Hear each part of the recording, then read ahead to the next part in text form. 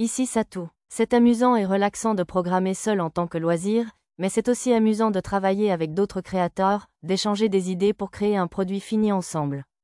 Tu veux me proposer pour les 8 épéistes de Shiga? Oui, ce ne serait pas immédiat, mais je peux te présenter à leur chef, Sir Julberg. Quelques jours s'étaient écoulés depuis le saccage du démon Ludaman. Un matin, le général Ertal m'avait convoqué dans son bureau, à la caserne du labyrinthe, pour discuter de cette proposition. Ton niveau n'est pas encore assez élevé, mais tu as combattu un démon intermédiaire. Même ce Sir Julberg, ce têtu, ne prendra pas ça à la légère. Si tu ne peux pas rejoindre les 8 épéistes tout de suite, tu seras au moins admis dans l'ordre des chevaliers sacrés. J'avais compris que ses intentions étaient parfaitement bonnes, mais pour être honnête, c'était un peu gênant. Je ne sais pas si on peut dire que j'ai combattu un démon intermédiaire. Je n'ai pas vraiment porté de coups, je l'ai simplement fui. C'est seulement parce que ton niveau est encore bas.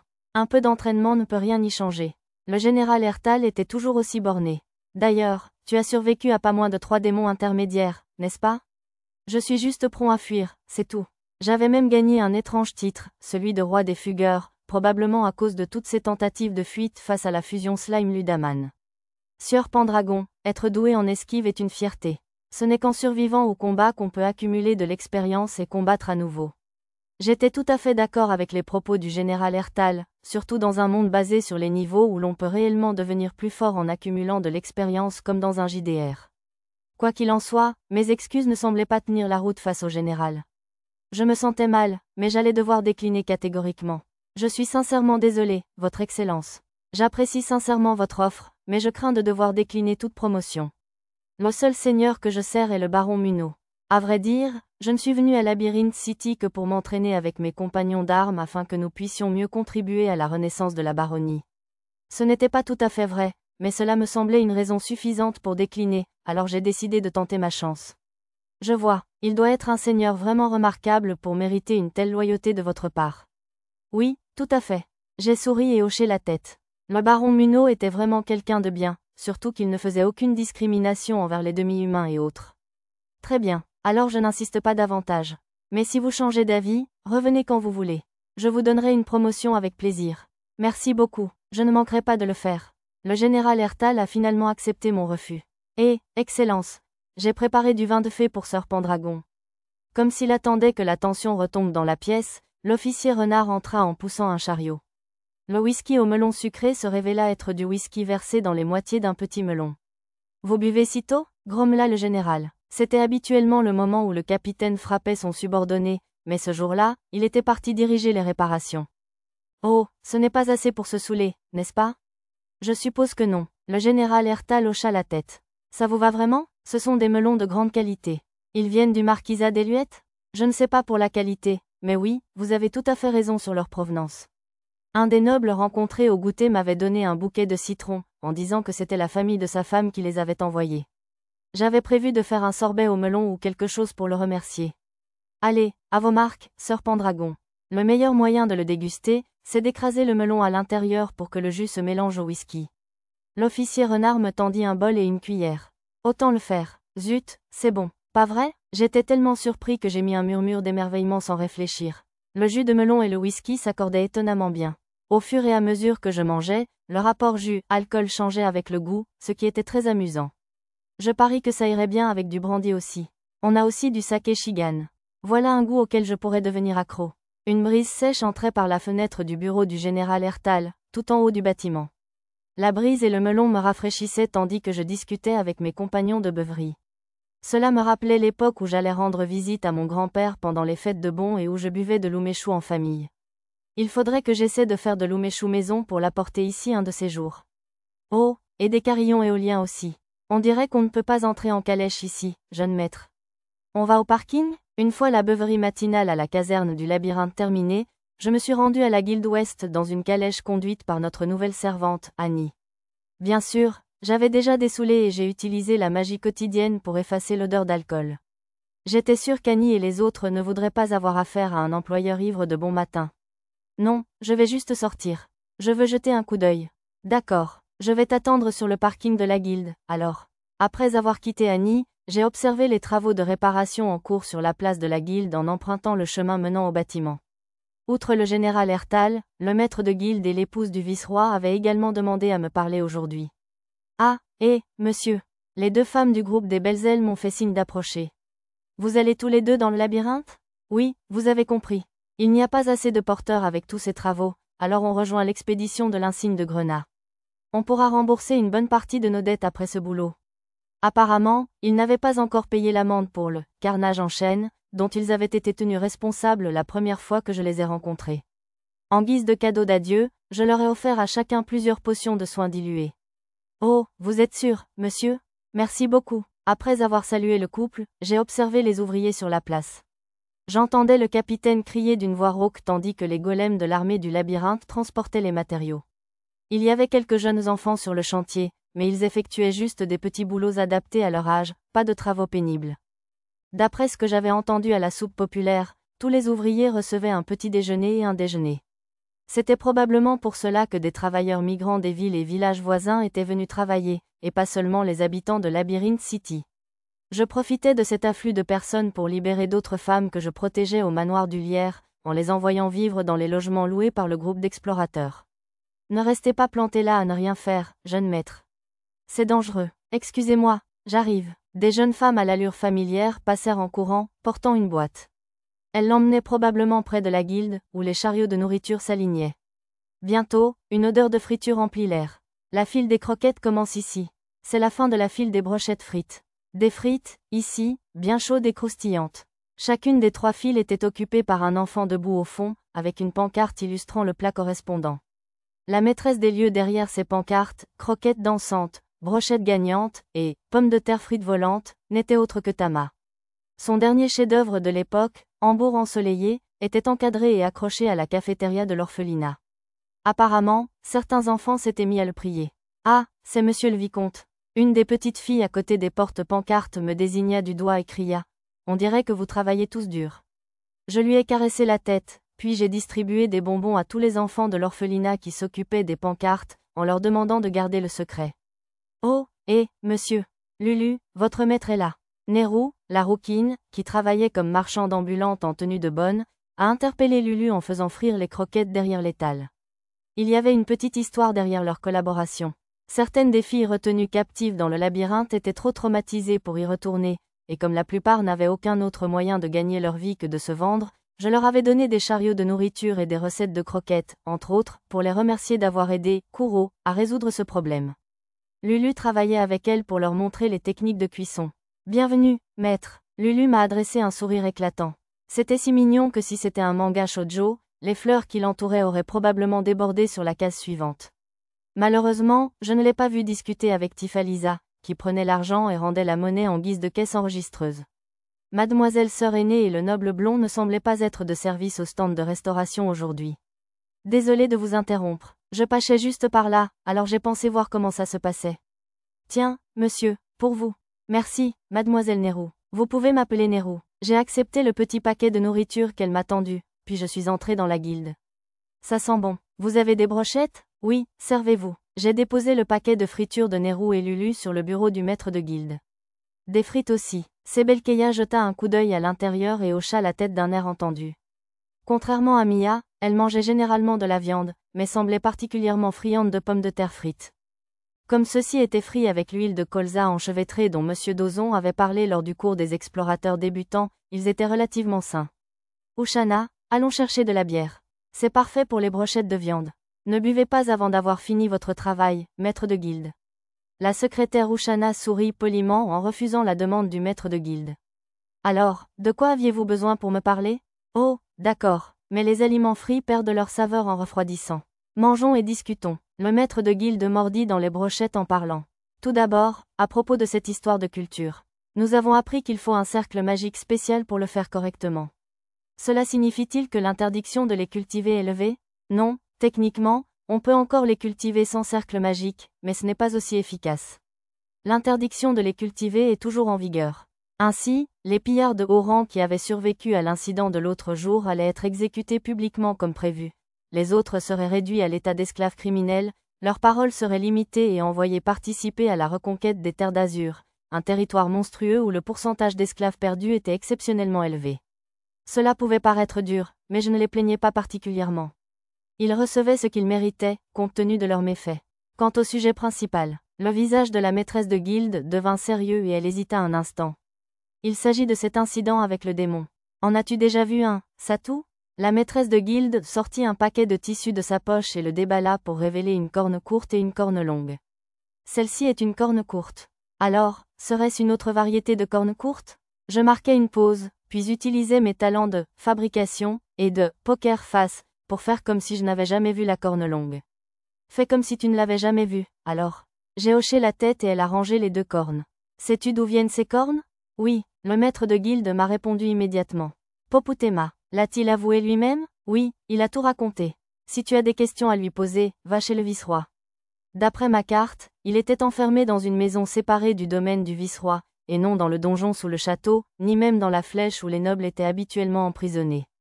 Au fait, as-tu eu des nouvelles de ce Kuro récemment? Non, pas du tout. Alors je suppose que c'est le seul endroit où il est revenu depuis. La nuit suivant l'incident, j'étais allé dans la chambre du maître de guilde en tant que Kuro et je lui avais demandé de protéger sœur aînée Sumina et les autres. Le lendemain, en toute innocence, j'avais visité la guilde et il m'avait parlé de Kuro et de mademoiselle Sumina. Je leur ai donc proposé les recettes de friture pour les aider. Tout s'est bien passé, car je pouvais désormais les soutenir à distance. Eh bien, prévenez-moi si vous avez de nouvelles de Kuro. Bien sûr, même si c'était peu probable, car si j'avais besoin de quoi que ce soit de la maîtresse de guilde en tant que Kuro, je m'adresserais probablement directement à elle. Après cela, la secrétaire Ushana m'a demandé si je pouvais apporter mon aide à la reconstruction des biens de la guilde. J'ai offert suffisamment d'argent pour ne pas susciter la jalousie ou la suspicion des autres nobles. Seigneur Poputema, lorsque l'épouse du vice-roi et moi sommes allés lui rendre visite, nous avons été accueillis par Poputema, désormais amputé, reposant dans un cercueil de lumière blanche. C'était probablement dû à sa coupe de cheveux teints en vert et à son manque de maquillage et de manucure habituel, mais il donnait l'impression d'un vieil homme frêle, bien différent du noble vêtu de vert que je connaissais. Mais son visage blême ne bougeait pas le moins du monde, le faisant paraître mort. Est-il vivant? Je pouvais deviner grâce à mon écran de rat que c'était le cas, mais j'ai quand même demandé à l'épouse du vice-roi de comprendre ce qui se passait exactement. Oui, le vice-roi utilise son pouvoir pour le maintenir en vie de force. Pour qu'il soit interrogé, l'épouse du vice-roi secoua doucement la tête. Non, une fois que les temples des 6 dieux eurent utilisé leur magie sacrée pour le purifier du lavage de cerveau du démon, il a tout avoué de son propre chef. J'avais toujours pensé qu'il avait une présence démoniaque, mais je n'avais jamais imaginé qu'il subissait un lavage de cerveau. Je suppose que même dans la baronnie Munno, ma compétence analyse et mon écran de rat n'avaient pas permis de détecter le lavage de cerveau par magie psychique du consul démon. Pas étonnant que la magie psychique soit si fortement stigmatisée. Comme je l'appris plus tard, c'était la vieille grande prêtresse du temple d'Éralion qui avait pu sentir son lavage de cerveau, et non une compétence ou une magie sacrée. C'était probablement similaire à la façon dont un artisan qualifié pouvait identifier la moindre erreur. J'étais un peu curieux de savoir pourquoi il semblait y avoir un dieu de moins, mais il y avait probablement une bonne raison, alors je n'ai pas insisté. Pourriez-vous m'en empêcher, ma chère? Bien sûr, le vice-roi hocha gravement la tête en direction de sa femme. Ô grand esprit de Célivra, moi, vice-roi, je vous implore, accordez le diadème de pouvoir à votre humble serviteur. Équipement Suchaku. Une lumière annulaire apparut autour du front du vice-roi. Lorsqu'elle disparut, il portait un cercle de cristal bleu-vert. Il avait probablement invoqué un objet permettant d'utiliser le pouvoir du cœur de la cité. Je vais maintenant lever la suspension. Sire Pendragon, soyez bref. Il ne m'expliqua pas grand-chose, mais je compris plus ou moins. Le pouvoir du cœur de la cité maintenait probablement Poputema en vie, en état d'animation suspendu. État suspendu, relâché. Le vice-roi invoqua l'un des mots-clés du cœur de la cité. La lumière blanche autour de Poputema disparut, et ses lèvres et ses doigts commencèrent à trembler. Enenguo. Un cri s'échappa de la bouche de Poputema. Chérie, l'anesthésie. Oh bien sûr, élimine douleur Mutsu. Le vice-roi utilisa de nouveau le cœur de la cité, et les cris de Poputema cessèrent. Sa respiration était encore lourde, mais il semblait pouvoir parler. Sire, Pendragon. Son regard se posa sur moi et il m'appela d'une voix faible et rauque. L'épouse du vice-roi me poussa en avant, alors je collai mon oreille à sa bouche. Il semble que, je vous ai causé, beaucoup, de problèmes. Ces murmures étaient ponctués de pauses fréquentes. Le sort du vice-roi était censé le soulager, mais il semblait encore souffrir. Je vous dois des excuses et mes remerciements. J'utilisais le menu pour compenser ses hésitations mentales tandis que je l'écoutais. Maintenant qu'il était purifié de son lavage de cerveau, Il était étrange de l'entendre parler sans dire « en effet » constamment. Votre gentillesse a retardé les plans des démons. C'est un grand exploit. Qu'avais-je fait en tant que Satou? Emmener les enfants sans abri à l'orphelinat, je suppose? Je n'étais pas sûr de savoir de quoi il parlait. Sans vos bonnes actions, Célivra City serait tombé en ruine et aurait servi à ressusciter le seigneur démon avant même que quiconque ne réalise ce qui se passait. Bon, je n'avais même pas réalisé que c'était le cas. À ce qu'il semblait, les démons essayaient bel et bien de ressusciter un seigneur démon à Célivra City. À cause de votre retard et du travail du disciple de ce héros, les démons ont paniqué et ont eu recours à des méthodes précipitées pour tenter de ressusciter plus rapidement le seigneur démon de Labyrinth City. Cela signifiait-il qu'il restait encore des démons? J'ai cherché sur la carte, mais il n'y avait aucun démon à Labyrinth City ni dans le royaume qui l'entourait. J'ai bien remarqué une présence quelque peu inquiétante dans les montagnes surplombant la ville, mais je m'en occuperai plus tard. Pas d'inquiétude, maintenant que leur plan machiavélique a échoué, aucun seigneur démon ne sera ressuscité à Célivra dans un avenir proche. Poputema parla comme s'il avait lu dans mes pensées. La famille royale et le héros de l'empire de la saga ont forcément remarqué de tels agissements. Les démons rusés en profiteront probablement pour détourner l'attention et comploter afin de ressusciter le seigneur démon ailleurs.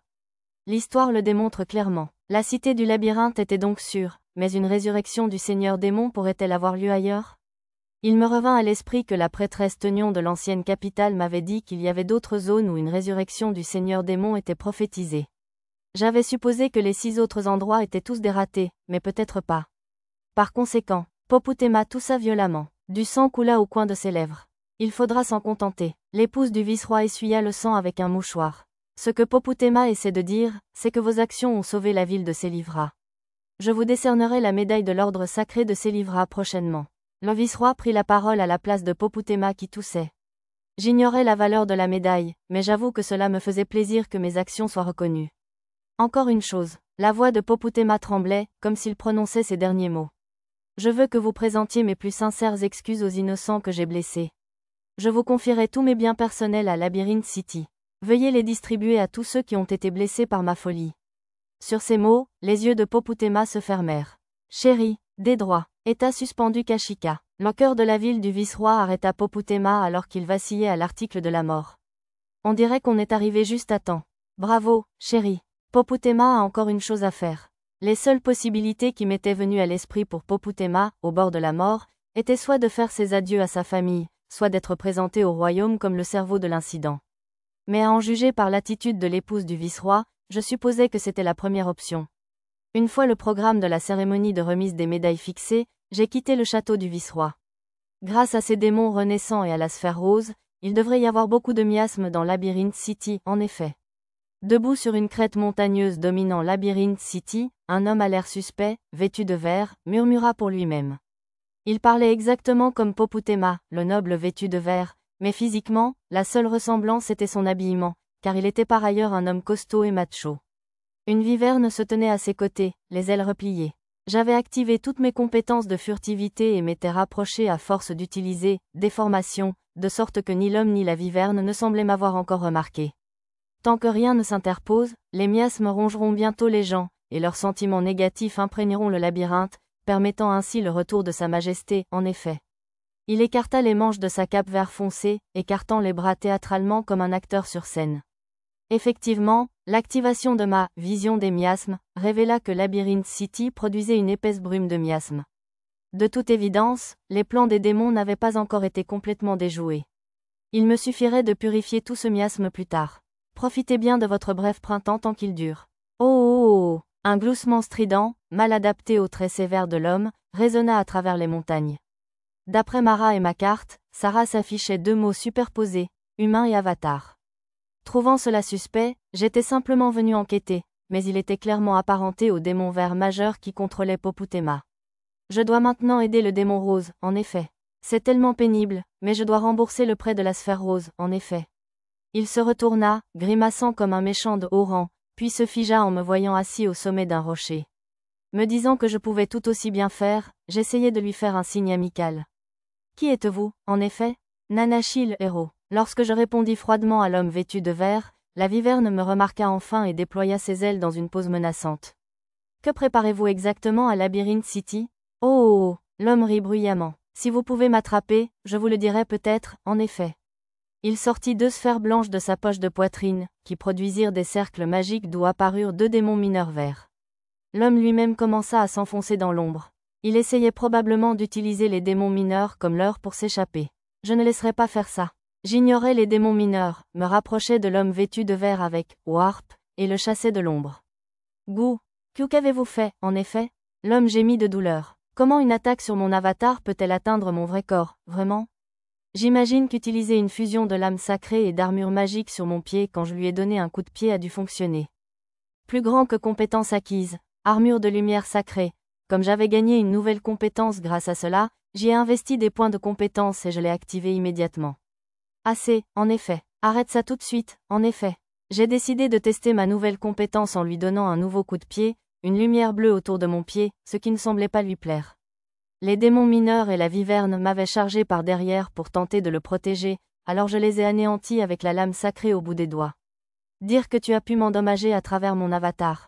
Pas étonnant que tu aies pu vaincre les démons supérieurs rouges, bleus et jaunes, en effet. Tu es un monstre complètement anormal, vraiment. L'homme vacilla en s'adressant à moi d'un ton plutôt grossier. J'ai réactivé ma nouvelle armure de lumière sacrée et enveloppé mon point de lumière bleue. Je vais te détruire aussi, alors. Mon cou laissa une traînée de lumière bleue dans l'air avant d'atteindre le visage de l'homme vêtu de vert. Il pivota et s'envola, la tête traînant dans la poussière.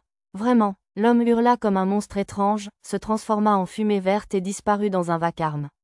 J'espérais qu'il exploserait de façon spectaculaire, mais les clichés ont leurs limites. J'ai ramassé les noyaux des démons mineurs et déposé le cadavre de la viverne dans la réserve. L'avatar vert disparu ne semblait pas avoir lâché de noyaux. J'avais pensé à poser un marqueur sur l'avatar et à le laisser partir, mais il y en avait un autre dans la ville la plus au nord du territoire royal. J'ai posé un marqueur sur celui-ci et j'ai détruit celui-ci pour me remonter le moral. Quelque chose d'autre avait attiré mon attention, alors je me suis envolé en criant « Course du ciel ». C'est un cercle magique? Activant « Vision miasmatique », j'ai regardé vers Labyrinth City et j'ai constaté que le miasme semblait avoir la forme d'un cercle de magie noire. Si ma mémoire était bonne, il correspondait parfaitement au trajet nocturne du noble vêtu de vert. Il avait donc choisi cet étrange chemin pour tracer un cercle magique, pas seulement pour me faire chier.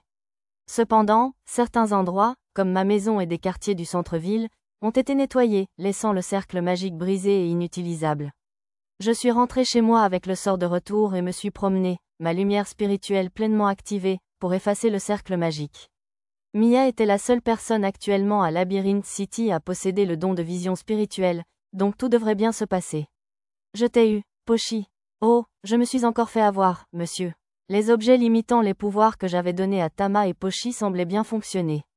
Saluant les enfants qui jouaient sur le terrain vague, j'ai continué ma promenade. Mia, ma chérie, ta musique est toujours adorable. Ça me rend plus forte chaque jour.